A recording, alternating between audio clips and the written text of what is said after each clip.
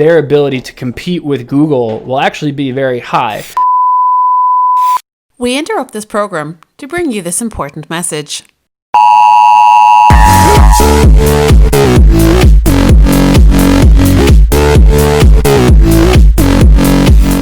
Welcome to Marketing Interruption, a daily podcast powered by BlueTuskr that interrupts your day with marketing news, tips and strategies from an entrepreneur who lives and breathes marketing.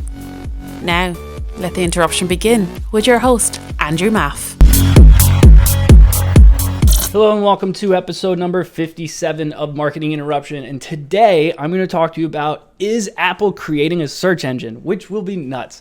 So there's some rumors going around that Apple's creating a search engine. And that is crazy smart and going to be hilarious if it happens, and it's going to be a pain in the ass.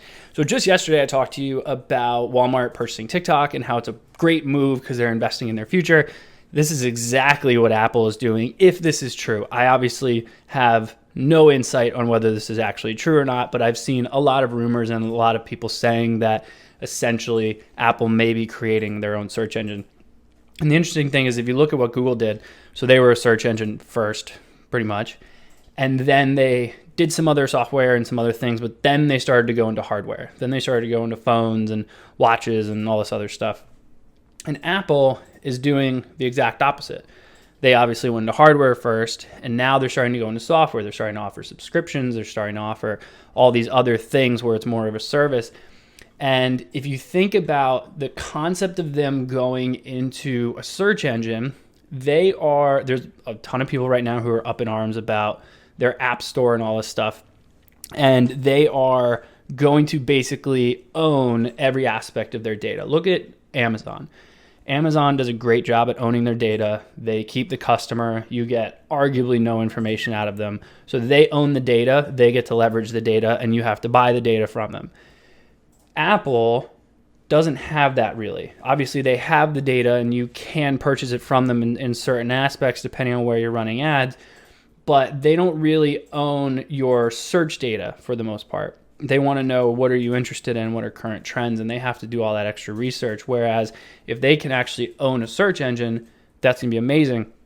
Now, the new iPhone, is it iOS 14, that has a bunch of security stuff in it. I don't know the technical stuff behind it, but basically there's options where people can turn things on and off, where essentially if you're pixeling someone, your Facebook ad or whatever it is you're doing, if you're retargeting, you may only be able to target them for up to 7 days. And it's also possible that that viewer may actually even have the opportunity to just not allow you to pixel them at all.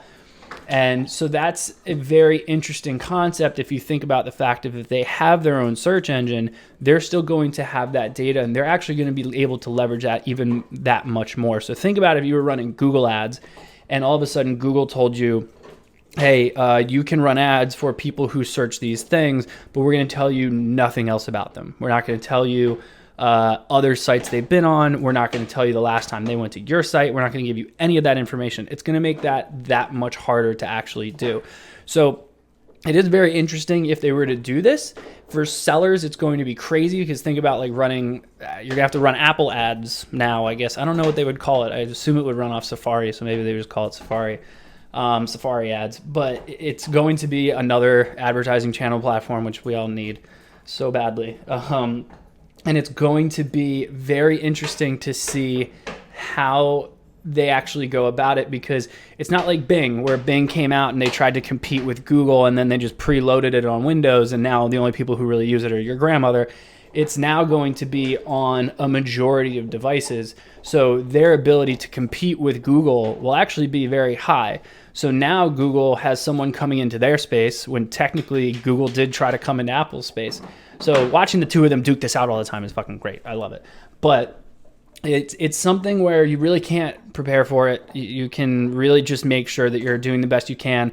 And then, of course, if all this data does start to become an issue where they start to not really allow you to search people or retarget people up to a certain time, it's really starting to show that you need to cater towards content, because you're really just fighting for viewers' eyes now. So you need to do everything you can to create good content and to create a good brand behind what you're doing so that they want to come to you, because it's going to be much, much harder for you to go to them.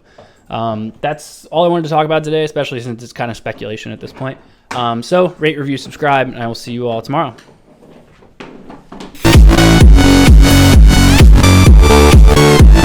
Thank you for joining us for today's Marketing Interruption. Make sure to rate, review and subscribe to the show.